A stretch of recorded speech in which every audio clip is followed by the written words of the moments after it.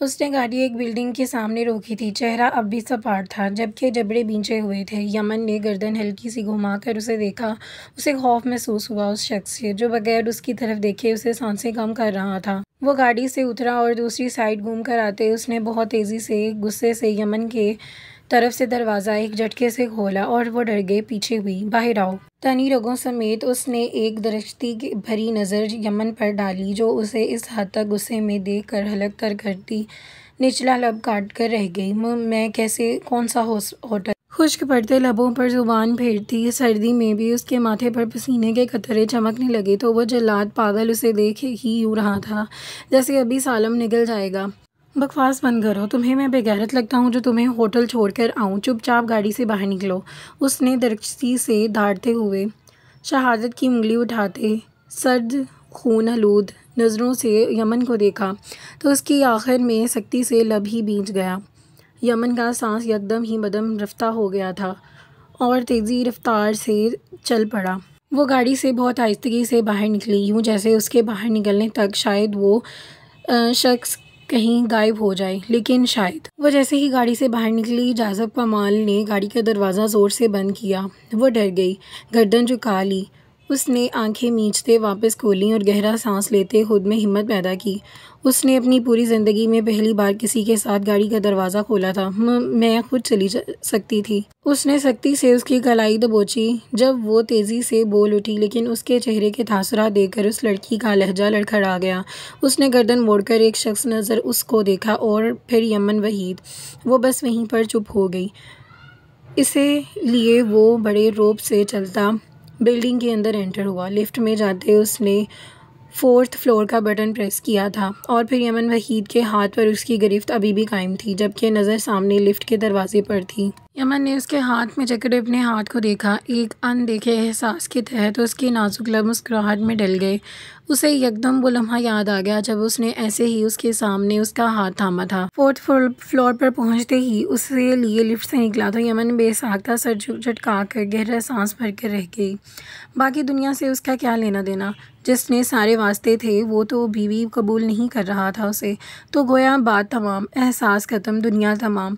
Flat को खोलते ही वो अंदर एंटर हुआ। दरवाज़ा बंद करते उसने झटके से उसका हाथ छोड़ा, उसे लहरा कर अपने सामने पटका। यमन यकदम ख़यालात के तसलसल से बाहर आई। यही चाहती थी ना तुम? दुनिया के सामने तुम्हें कबूल करूं? क्या बकवास की थी तुम्हें? मेरे साथ आओ, लेकिन तुम नहीं आई। वो दांत कचकाए दबी दबी आवाज़ में गुर्राया और भारी कदम उठाते उसके तरफ बढ़ते फासला एक कदम का रखा। उसने अपनी कलाई पर दूसरे हाथ रखा कि कलाई पर जलन महसूस हो रही थी। मत करते कबूल। सर झुकाए ही वो धीमे लहजे में बोली। इस शख्स ने जबड़े बुरी तरह भींच डाले और उसके झुके सर को देखा। बेगैरत समझा है क्या मुझे? गुमनाम ही सही, मंसूब तो मेरे नाम से होना। उसकी बात पर वो दरिश्त लहजे में कहा। उसके कंधे को थामा, उसे दीवार के साथ पिन करते दबे दबे लहजे में गुराया। ये याद रखना यमन वहीद, तुम अपने कबूल किए जाने पर पछताओगी, तुम बहुत पछताओगी। उसने कदम उठाते बिल्कुल उसके कदमों के दरमियान में रखा और कंधे पर गिरफ्त सख्त करते, गर्दन हल्की सी झुकाते, दूसरा हाथ उसकी गर्दन पर ले जाते, यकदम मुट्ठी में भरते उसके बालों को झटका देते सर से ऊंचा किया। वो सिसक रह गई। उसके लबों पर बेसाख्ता तंजिया मुस्कुराहट बिखर गई। उसकी मुस्कुराहट से वो शख्स जल गया। ठीक है सर, बात तमाम करते हैं, रिश्ता तमाम करके। मुझे पैसे और प्रपोजल दोनों मिल गया। आप मुझे तलाक दे दें, बात तमाम। गुमनाम नाम की दुहाई ख़त्म। लबों पर जलाद देने वाली मुस्कुराहट थी। उसने मजबूत लहजे में कहते गोया उस शख्स को पूरी तरह कांटों में पर घसीट दिया था। वो जानती थी वो ऐसा नहीं करेगा। क्या उस शख्स को अनागवारा करती थी? ना, हरगिज़ नहीं। तो उस कुत्ते बासिल अहमद ने तुम्हारे घर आने की ये वजह थी? आहा, खूब, बहुत खूब। उसने बज़ाहिर पुरसकून लहजे में लबों पर ज़ुबान फेरते अल्फाज अदा किए, लेकिन उसकी आंखों के सर्दपन को यमन वहीद देख नहीं पाई, जबकि अपने बालों पर उसकी बढ़ती गिरफ्त से वो अंदाज़ा बखूबी लगा पाई थी कि वो किस कदर पागल हो रहा है उसकी बात सुनकर। तुम्हें पता है, उसने यमन के कंधे से हाथ हटा लिया और बालों पर गिरफ्त ढीली करते उन्हें छोड़ दिया और हाथ उसकी गर्दन से निकालते वो यमन वहीद को सांस 2 पल को सीने में उलझा था। उसके हाथ का लम्स किसी आग के मुतरादिफ था और उसने वही हाथ उसके चेहरे के करीब दीवार पर रखा था और दूसरे हाथ से लबों के कोने से नादीदा चीज़ हटाई। वो यकदम झुककर देखने लगी। वो उसके यकदम झुकने से सांस रोक गई थी। वो मज़ीद दीवार के साथ लग गई। मैं जाज़ब कमाल अपनी चीज़ों से दस्तबरदार नहीं होता। इन्हें नहायत एहतराम से इकट्ठा करता हूँ, उस पर पेट्रोल डालकर उन्हें जला देता हूँ, उन पर फातिहा पढ़ देता हूँ। जो मेरा नहीं रहा वो किसी और का हो जाए तो मेरे नाम पर खाक डालना। वो उसकी जाने मज़ीद झुक गया, इतना कि उसकी गर्म सांसों की तपिश उसके चेहरे पर पड़ती चेहरे को दहका गई। उसकी सांसों में आग सी थी जो यमन वहीद के वजूद में हरारत का एक तूफ़ान ले आई थी। तुमसे बेहतर कौन जान सकता है रेड रोज़। उसकी काली आंखें एकदम वहशत से चमक उठी थीं, ऐसी वहशत जो किसी दरिंदे की आंखों में मौजूद हो। उसने चेहरा उसके कान के करीब करते गहरा सांस लेते आखिर में बोले लफ्ज़ रेड रोज़ पर खासा जोर दिया और बेसाख्ता हाथ दीवार पर रखते सहम गई थी। उस बेसाख्ता व रेड रोज़ याद आए जो 4 साल पहले हॉस्पिटल के रात उसके ने जला दिए थे। खौफ की एक लहर उसके जिस्म में सरायत कर गई। रिश्ता तमाम हो गया मेरी जान। लेकिन वो बोलते बोलते रुक गया। उसके फड़फड़ाते लब उस लड़के के कानों की लो को छूने लगे। गर्म सांस लम्स उसके कांपते वजूद पर गिरा। उसे खौफ आने लगा उस शख्स से, अजीब सा पुरस्रार खौफ। जब मैं तमाम हो जाऊँ या फिर जब तुम्हें दफना दिया जाएगा। उसकी आंखें चमक उठी और शुक्र था कि उस बार यमन वहीद ने वो चमकती आंखें नहीं देखी थी जो दरिंदगी के आखिरी दानों पर थीं और उसकी बात के इख्तिताम पर सख्ती से उसके कान की लो को दांतों से काटा कि वो बेसाख्ता आंखें मींच गई। तुम मुझे बर्बाद करोगे यमन वहीद, तुम जाज़ब का माल को शैतान बना दोगी। वो कहका लगाते दीवार पर रखे अपने हाथ पर दबाव डालता उससे दूर हुआ और पीछे को होते ही लड़खड़ा गया। उसकी आंखें सुर्ख हो रही थी, अजीब सा नशा तारी हो रहा था, एक आग का सहमा जैसे। उसने बेढंगे कह के पर यमन वहीद से सर उठाकर उसे देखा। कान पर जलन बेसाख्ता महसूस हुई और उसे ही देख रहा था। उसकी काली चमकती आंखों में अब दरिंदगी ना थी। तुम वो वाहिद औरत हो जिसे मैंने इज़्ज़त से अपने नाम के साथ बड़ी महफिल में मंसूब किया है यमन वहीद। मैं तुम्हें अपनी इज़्ज़त दी है। इसके हंसते लब यकदम सिमट गए। काली आंखों में संजीदगी हो गई। उसका लहजा बदल गया। अब वो वहाँ खौफ नहीं था, वहाँ संजीदगी थी। वो खोए हुए लहजे में बोला और यमन वहीद बस इसकी आंखों में अपनी ज़ात को तहलील होता महसूस करने लगी और इसकी ज़िंदगी की सबसे खूबसूरत लफ्ज़, सबसे खूबसूरत। उसने कोट उतारते कंधे पर रखा और एकदम फ्लैट के अंदर जाने के लिए बढ़ा लिए अपने कदम, जबकि वो मदम चलती धड़कनों के साथ उसकी पुश्त को देखती रही और उसकी आंख से आंसू टूटकर गाल पर फिसल गया। मैं तुम्हें अपनी इज़्ज़त दी है यमन वहीद। वो जुमला कितना खूबसूरत था। कानों में ज़िंदगी की लहर को फूंकता वो जुमला, दिल के तह खानों में उतरते हुए वो लफ्ज़, वो अल्फाज। मैं इस इज़्ज़त की इज़्ज़त करूँगी जाज़ब कमाल। उसके लब धीरे से बेख्याली में फड़फड़ा उठे। वो उस जगह को देखती रही जहाँ से वो शख्स अंदर की जानिब जा रहा था। एक कमरे में चला गया। वो तो वहीं साकित हो गई जैसे वक्त रुक सा गया हो, इतना बेहिस कि पिघलता ही ना था बातों में। आदमी था कि वो तराशा हुआ पत्थर देखा। दुख ही ऐसा था कि रोया तेरा मोहसिन वरना गम छुपा के उसे हंसते हुए अक्सर देखा। मोहसिन नकवी सोफे पर बैठे उसकी टांग हल्के से लर्ज उठी जो उस शख्स के भारी हाथ में थी। वो हाथ जो कांप रहे थे। उस लड़की ने उसके सर को देखा जो रुका हुआ था। उस शख्स ने आहिस्तगी से अब आया उसकी टांग से ऊपर उठाया। वो लब भींचे हुए उसे देखने लगी जो सोच में था कि वो उसके ज़ख्मों पर मरहम रखे भी या नहीं। उसने ट्राउज़र हल्के से 2 उंगलियों से ऊपर उठाया तो कांच का एक छोटा टुकड़ा उसकी शगाफ पिंडली में चुभा हुआ था। टेबल पर पड़ी फर्स्ट एड किट से सामान लेते उसने उसकी चोट के इर्द गिर्द लगा खून साफ़ किया। तुम्हारे पाक वजूद पर उंगली उठ गई। तुम सही कहती हो, मैं एक बदकार मर्द हूँ। मुझे रहमत कैसे मिल सकती है? मैं इसलिए बदकार मर्द नहीं हूँ कि मैंने अयाशी में रातें गुजारी हैं, बल्कि मैं ख़ुद के किरदार को इसलिए बदकार मानता हूँ क्योंकि मेरी ही ज़ात की बदौलत मेरी पाक बीवी पर उंगली उठी। उसने सब के आखिरी मरहले तय किए। वो शख्स जो उसके कदमों में बैठा था, वो शख्स जिसने उसके पाँव पर अपनी गोद में रखे हुए थे, उसकी आंख से आंसू टूटकर उसके ज़ख्म पर गिरा। इस लड़की के मुंह से सिसकी निकली तो उसने शीशा निकालते वहाँ मरहम लगाया शुरू कर दिया। वो लब भींच गई। कयान सिकंदर ने सर उठाकर उसे देखा। मेरे आंसू भी तुम्हें तकलीफ़ देते हैं? वो धीरे से मुस्कुराया, ऐसी मुस्कुराहट जो अज़ियत देती है, जो अंदर से खोखली होती है। और वो शख्स जो कह के लगाया करता था और वो खुलखिला कर हंसा करता था। अपने आंसुओं का इस ज़ख़्म पर गिरने के बाद उसने मुंह से निकली सिसकी पर उसके हाथ लर्ज़े थे। उसने सर उठाकर उसे देखा। हाँ, आपके आंसू मुझे तकलीफ़ देते हैं। फजर रिजवान का हलक खुशक हो गया। वो शख्स बस उसे कई लम्हे देखता रहा और उसकी बात को अंदाज़ बयान अजीब था। कयान सिकंदर को बुरा लगा फजर रिजवान को तकलीफ़ में मुब्तला करना। आप हंसते हैं, अच्छे लगते हैं। उस लड़की ने अपना जुमला मुकम्मल कर दिया और धीरे से मुस्कुराई, और जैसे उस शख्स का दिल उसकी मुस्कुराहट पर थम गया हो। नज़रें उसकी सब्ज़ हंसती आँखों पर अटक गई थीं। दुनिया में कुछ बेबस नहीं होता कयान सिकंदर। मेरा आपसे मिलना बेसबब नहीं है, मेरे लिए तो बिल्कुल नहीं है। उसने अपना ज़ख्म हाथ से उस शख्स के आगे किया जो उसे खामोश नज़रों से देख रहा था, जिसकी आंखें सुर्ख हो रही थीं और आँखों की गोशों में नमी अटकी हुई थी। तुम एक ऐसे रास्ते की तरफ आ रही हो जिसे खुद को खुद भरोसा नहीं है कि वो किस तरफ जा रहा है। उसने धीरे से उसका हाथ पकड़ा था और ज़ख्म साफ़ करते उसने बहुत खाली लहजे में कहा, जैसे उसके लौट आने का डर भी ना हो। तो लौट जाऊं? उसके जवाब पर कयान सिकंदर की गिरफ्त उसकी उंगलियों पर सख्त तर हुई थी। वो दर्द से लब भींच गई। जब उसने मरियम उसके ज़ख्मों पर लगाया तो फजर रिजवान के लब मुस्कुराहट में डल गए। मैंने मरहम लगाने वाले सैकड़ों देखे हैं, लेकिन दर्द देते हुए मरहम लगाने वाला पहली बार देख रही हूँ। वो लब भींचते हल्की सी मुस्कुराहट से बोली तो उसने उंगलियों पर गिरफ्त ढीली कर दी।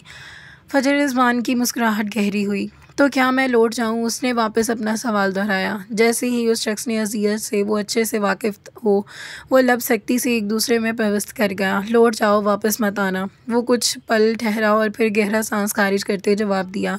वो जवाब जो सीने में सांसों को उलझा देता है। उसे सदियाँ लगी थी किसी को तलाश करने में, किसी ऐसे को जो उसे बिन कहे समझ आए, जिसके सामने उसे सफाइयाँ ना देनी पड़े। और अब जब तलाश ख़त्म हो गई है तो वो उसे लौट जाने को बोल रहा है। उसने मरहम लगाते उसी लड़की के हाथ छोड़ दिए। फजर रिजवान अपने हाथों पर उसके हाथों का लम्स महसूस करते जैसे थम सी गई। और अगर मैं ना लौटना चाहूँ तो? उसे उड़ते देखकर वो सुकून से सोफे की पुश्त से टेक लगाए बोली, जैसे उसे जिज कर रही हो। और वो ऐसा ही था। वो बुरी तरह जबड़े भींच गया। उसने पलट कर उसे तंद तेज़ नज़रों से देखा। तो तुम मर भी सकती हो। वो एकदम उसके ऊपर झुकते हाथ सोफे की बैग पर रखता उसकी सब्ज़ आंखों में देखते दबी दबी आवाज़ में एक एक लफ्ज़ अदा करने लगा। सफ़र खूबसूरत होना चाहिए, मौत तो मैं डरती नहीं हूँ ए शरीके सफ़र। उसके बगैर पलक झपकाए उसकी शहद रंग आंखों में देख रहा था। उसकी लफ्ज़ों में तपिश थी, शायद कुछ एहसास था, जैसे मोहब्बत की तपिश जो असाबों पर सवार हो। तो मतलब तुम मुझसे नहीं डरती? उसके लबों पर सारे दौरानिए में पहली बार मुस्कुराहट उभरी थी, एक पुरस्कार सी मुस्कुराहट। उसने चेहरा उसके चेहरे के मज़ीद करीब रखाया और गहरी सांस उसके चेहरे से नीचे गर्दन के नज़दीक खारिज की। अब मेरी मौत है। उसकी गर्दन, सांसों की तपिश और लहजे के सर्दपन पर उसका दिल धीरे से खौफ से लर्जा था। उसने फड़फड़ाते लबों से जुमला अदा किया तो वो हल्का सा ऊपर उठा और उसकी लर्जती पलकों को देखा। उसकी शहदरग आंखें चमक उठीं। हो सकता हूँ। वो उसकी तरफ मज़ीद झुक गया, बहुत मदम लहजे में भारीपन से बोला तो वो एक पल को खौफ से सहमी थी।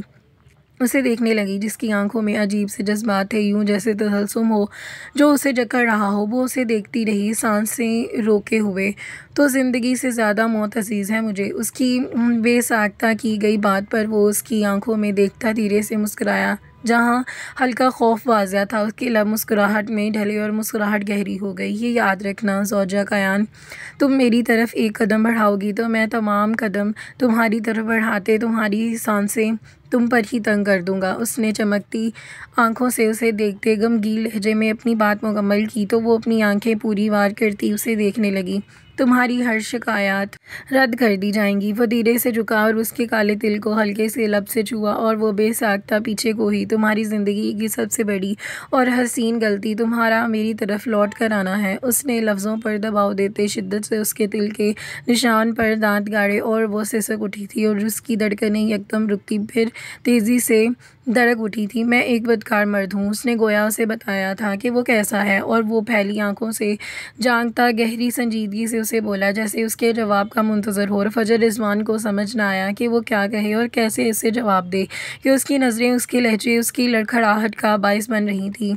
आप थे कयान सिकंदर, आप बदकार मर्द थे, और थे कि कोई हैसियत नहीं होती, और आप का और अल्लाह का मामला है। आप मेरे शौहर हैं और आपने मेरी हिफाजत की। वो सुकून से बोली थी, शायद बहुत सोच समझ कर, लफ्ज़ों की तरतीब देकर, शायद वो वैसे जैसे वो सुनना चाहता था। उसकी बात पर उसकी आंखों की चमक मज़ीद बढ़ गई और उसने धीरे से झुकते उसके माथे पर अकीदत से बोसा किया, मैं तुम्हारे लिए अपना माजी भी संवार लूँगा फजर, कयान हर गलती को संवार दूंगा। उसके माथे पर लब रखते वो धीरे से बोला, ऐसे कीमती लफ्ज़ के वो सुकून नज़र हो गई। मुझसे कभी मत डरना ज़ौजाए कयान, मैं ख़ुद को नुकसान पहुंचा सकता हूं लेकिन तुम्हें कभी नहीं पहुंचाऊंगा। उसके दोनों आंखों में उसका चेहरा भरा हुआ था और उसका चेहरा ऊपर उठाया तो वो सुकून से उसे देख रही थी और वो जैसे किसी खदशे के तहत बोल रहा हो, मैं तुम्हारा अच्छा शोहर बनूंगा ज़ौजाए कयान। उसने नरमी से उसकी आंखों पर बोसा दिया और वो धीरे से मुस्कुराई। वो लफ्ज़ थे या कोई सुकून का समुंदर जो उस लड़की के वजूद में अनडेला था। कयान सिकंदर, एक तुम्हारे सिवा दुनिया की हर औरत को खुद पर हराम करता है। वो उसे देखते धीमी मुस्कुराहट से बोला। उसकी आंखों में जज्बात की आग थी जो उस लड़की को अपनी लपेट में ले रही थी। कयान सिकंदर के लिए ज़ौजाए कयान खास है। मैं तुम्हारे बाद किसी पर नज़र नहीं डालूंगा। तुम अगर मैं डालूं तो मुझ पर जहन्नुम की आग फर्श हो जाए। तुम्हारे बाद मैं किसी पर नज़र डालना मुझ पर गुनाह है। उसकी मुस्कुराती आंखों में झांकते वो सहर तारी करते लहजे में बोला। फजर रिजवान बेसाख था उसकी तरफ अपनी किस कदर अहमियत दे रहा था वो उसे। तुम पर अपनी नज़र डालना भी मैं अपनी नज़र की तौहीन समझता हूँ। 4 साल पहले बोला गया उसका जुमला फजर रिजवान के कानों में गूंजा तो उसने बेसाख्ता कयान सिकंदर को देखा। उसके लब धीरे से मुस्कुराहट में ढले। वो फ़कत उसके लिए बदल गया था। मैं तौबा करता हूँ तुम्हारे हक़ में मिलावट करने के लिए। उसने उसका चेहरा छोड़ दिया और नज़रें झुका लीं। उसने खुदा से तौबा की फ़रियाद की थी इतनी शिद्दत से कि उसकी आंख से आंसू गिरा और वो खामोशी से खड़ी हुई और गहरा सांस भरा। अल्लाह तौबा करने वालों को पसंद करता है। इस शख्स का हाथ थामते उसने उसकी बीवी उसके झुके कंधे पर सर रखते जैसे उसे बावर करवाया था कि खुदा अपने बंदे से किस कदर मोहब्बत करता है। उसने गर्दन मोड़कर अपने कंधे पर रखे उसके सर को देखा। क्या मुझ जैसे बंदे के उबी? उसने अजीब सी उम्मीद से पूछा। उसकी आंखों में आंसू चमके और लहजा लर्ज़ उठा था। वो फ़कत मुस्कुराई और उसके सामने आते खड़ी हुई। दुनिया देखती है इंसान कैसा है, फिर ताल्लुक़ रखती है, लेकिन खुदा वो पाक ज़ात हर ये नहीं देखती बंदा कैसा है, वो बंदे की नीयत देखती है।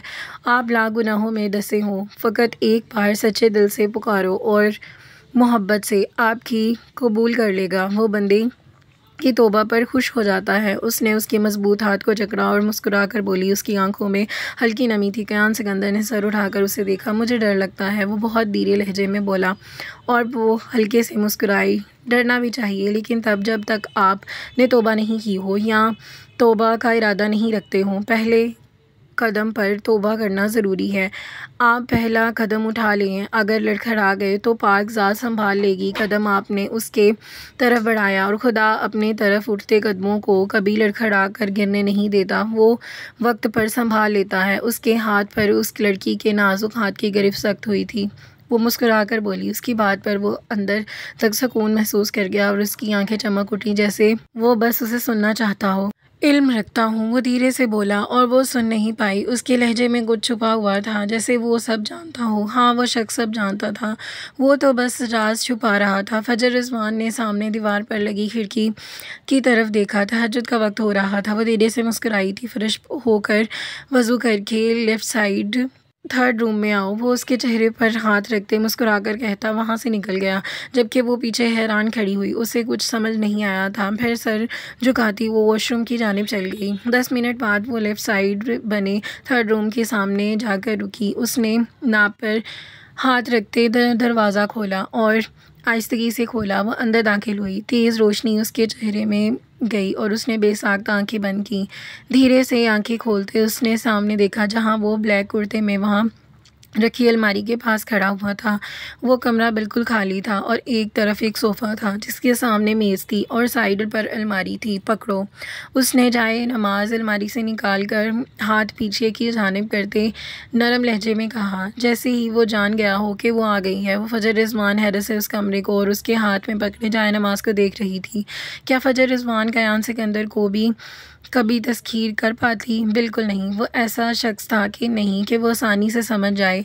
सदियों पहले दफन हुए राज़ों को जानने में वक्त लगता है और वो ऐसा ही था। एक राज था जिसे जानने के लिए फजर रिजवान को न जाने कितने पर्दे चाक करने पड़े थे। वो नासमझी में कदम उठाती आगे बढ़ी और उसके हाथ से जाए नमाज पकड़ लिया। उसने दूसरा जाए नमाज निकालते सर पर टोपी पहनते और पलट कर उसे देखा और आगे बढ़ता जाए नमाज बिछाया। फजर ने उसकी तकलीद की और हैरान हुई उस शख्स पर वो आखिर क्या था। उसने सर झुका कर दोनों सुकून से अल्लाह के सामने सजदा रेज़ हुए और वह सुकून का पल था कि वो अपने किए गए गुनाहों की माफ़ी मांग रहा था। ऐसे गुनाह जो उसने माजी में किए थे, ऐसे गुनाह जो फजर रिजवान को लगता था कि उसने किए हैं, और अगर उसकी बीवी को लगता था कि उसने गुनाह किए हैं तो यकीनन किए होंगे। बात ख़त्म।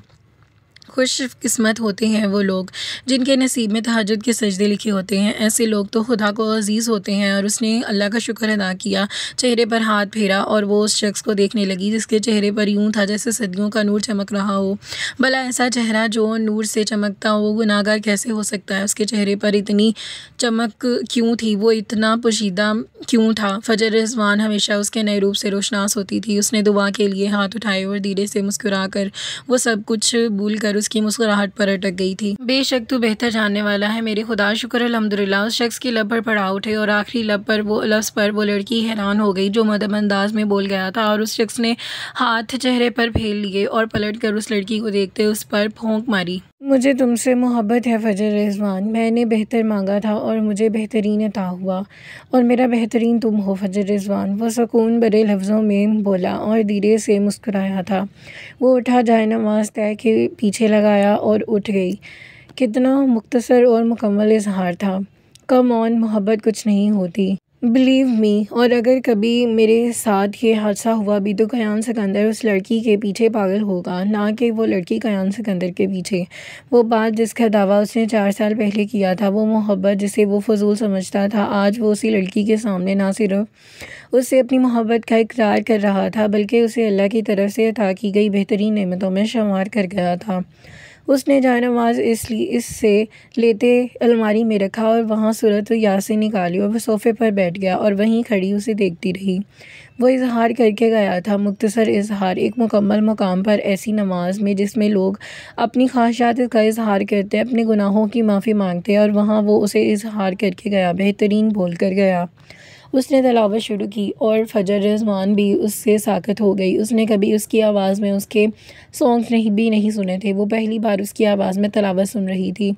उसे लगा वो सदियों यहाँ बैठकर उसे सुन सकती है, और वह शख्स उसे मुकम्मल लगा, एक मुकम्मल पाक मर्द। वो उसके किस पहलू पर यकीन करती, उसे पता ही ना चला वक्त का कब गुजर गया और वो अपना सब कुछ अपने शख्स पर तमाम कर चुकी थी। वक्त के उस हसीन लम्हों में थम गई थी। उसने तलावत ख़त्म की और सूरत यासीन को अकीदत से चूमता अलमारी में रखा और हैरान हुई थी उस पर, ऐसे जैसे उसने इल्म ही ना हो। उसने वापस आते उसके करीब झुकते उसके सर पर बोसा दिया और फिर सर पर फूंक मारी।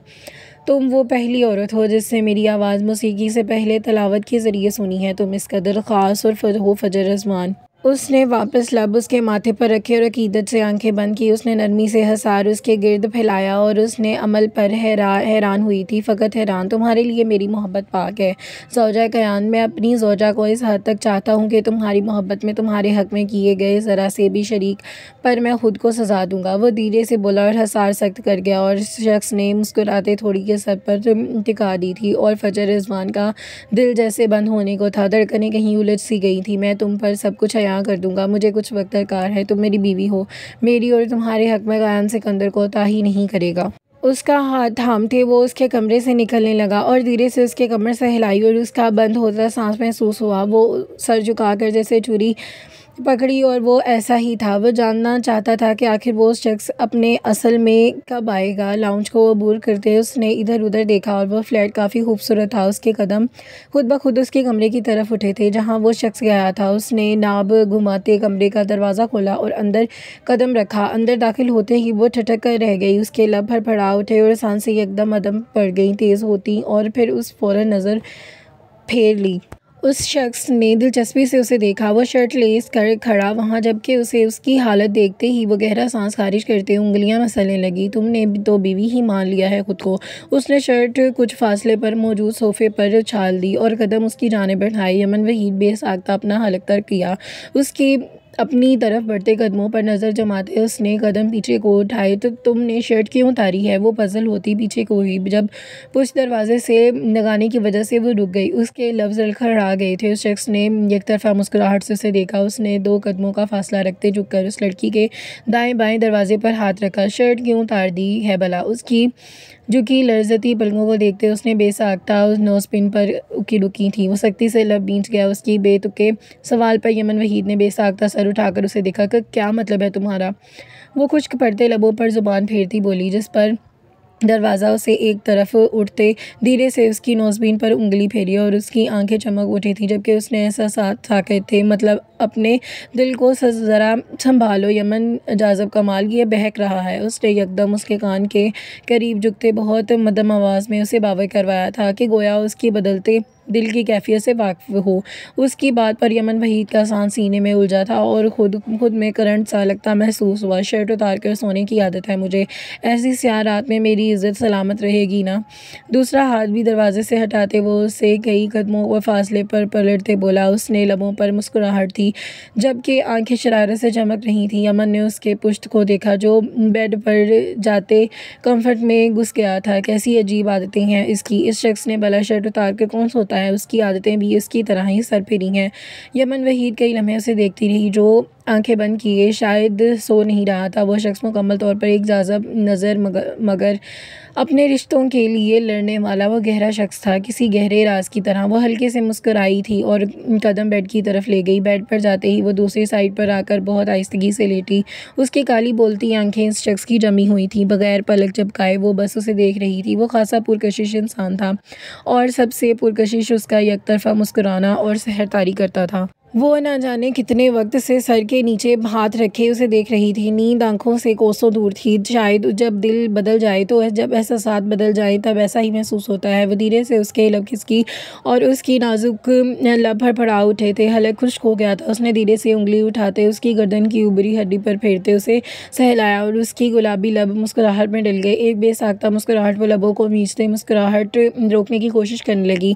वो मेरी बीवी है। यमन जाज़ब कमाल है। वो जाज़ब कमाल की शरई और कानूनी बीवी है। और उसकी सकून तारी करता जुमला उसके कानों में गूंजा और दिल में उतर गया। वो ज़ोर से आंखें मीच गई। उसने उसकी जानिब झुकते लरजते लब उसके गले की उभरी हुई हड्डी पर रुक रखे थे। उससे शख्स के लब यकतरफा मुस्कुराहट में ढल गए। वो फ़ौरन पीछे को हुआ। अगर इतनी ही देर में तुम्हें यूं घूरता और ऐसी जसारत करता तो तुम मुझे लफंगा, बेशर्म और ढीठ खुदगर्ज और घटिया बोलती। वो जैसे ही पीछे हुई थी उसकी आंखें खोलते उसकी तरफ करवट लेते उसने देखते आईब्रो उचकाकर उसकी गहरी नज़रें उस लड़की की पर टिकी थी जो सांस तक रोकी हुई थी। हथेलियों में पसीने के कतरे बह रहे थे। मैं नहीं थी, वो तेज़ी में बोली थी और आखिर में सर झुका गई। उसे बेसाख्ता लब काटते खुद को मलामत किया। वो शख्स अब न जाने उसे क्या इल्ज़ाम और वो शर्मिंदगी में ढलती जा रही थी। बिल्कुल, वो तुम कैसे हो सकती हो? वो तो मेरी बीवी है ना। उसने बात घुमाई और हाथ आगे ले जाते उसकी थोड़ी के नीचे 2 उंगलियां रखते उसका चेहरा ऊपर को उठाया। तुम इस जिसारत का जवाब अभी हासिल करोगी। वो बहुत धीरे अंदाज में बोला था और भारीपन में और आंखें गमगीन बोलती उस पर टिकी हुई थी और उसकी नज़रों से घबरा गई थी। तुम एक संगीन कदम उठाया है। उसने उसकी बाजू पर गिरफ्त बनाते जकड़ते उसे अपनी जानिब खींचा था और बेसाख्ता उसके चौड़े सीने से टकराई। तो यमन जाज़ब कमाल अपने दिल को संभाल नहीं सकी। हाँ, मेरे नाम से मंसूब हो। जिस बात में कुछ और मेरा असर लोगी ना। उसने 2 उंगलियों से उसके बाल कान के पीछे अड़ाए और कान की लू को उन्हीं 2 उँगलियों से धीरे से सहलाया। वह बेसाख्ता आंखें मीच गई। इसमें तुम्हारा कसूर नहीं है, बहका देना मेरी फितरत में शामिल है। वो एकतरफ़ा हंसा था। उसकी आंखों की चमक कई गुना बढ़ गई थी, जबकि उसका दिल हथेलियों में धड़क रहा था। गलती से हो गया।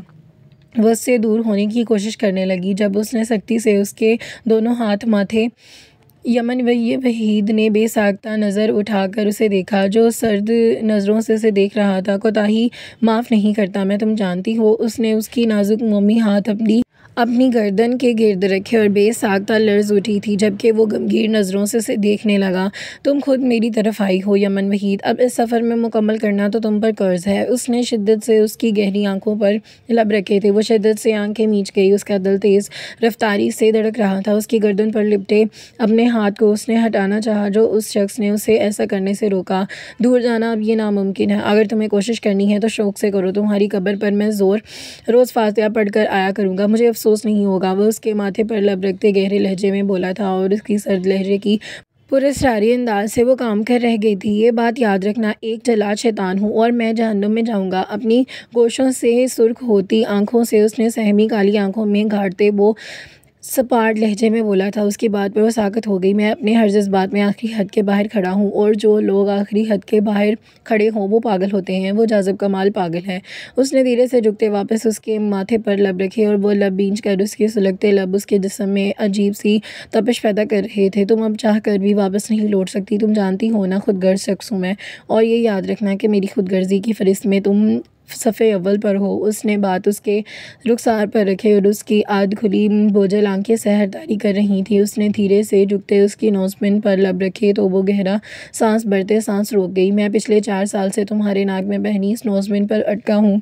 तुमने 4 साल तक मुझे खुद की तरफ खींचा है। उसने सुलगते लब उसके गाल पर रखते और उसके बाद पर हैरान होती सांस खारिज कर गई। वो क्या भूल रहा था, उसे समझ नहीं आ रहा था। कभी मुझे तस्कीर करने की कोशिश मत करना यमन वहीद, तुम वाकई मुझे शैतान कर पाओगी। तुम्हें मुझसे खौफ आएगा। तुम्हें अपनी आखिरी सांस तक मेरी पनाह ही लेनी पड़ेगी। जुदाई का एक ही मुआवजा है, मौत। वो पुरस्रारियत से बोला था। उसकी बात के पुश्त से उसका रुखसार सहलाया और उसकी बात पर उसने रीढ़ की हड्डी में सनसनी सी दौड़ी। मैं अपनी सांसें बेच कर तुम्हारी हिफाजत करूँगा। उसने धीरे से उसे अपने हिसार में लिया और उसकी आंखें एकदम चमक उठीं। कुछ दरिंदगी भरा था उसकी आंखों में, जैसे सदियों की तलब तमाम का हुई हो, जैसे मुसाफिर को मंजिल मिल गई हो। मैं खुदगर्ज शख्स हूँ और तुम्हें सिर्फ मेरा बनना है। तुम्हारी किसी दूसरे की तरफ उठती नज़र बहुत नुकसान करेगी यमन वहीद।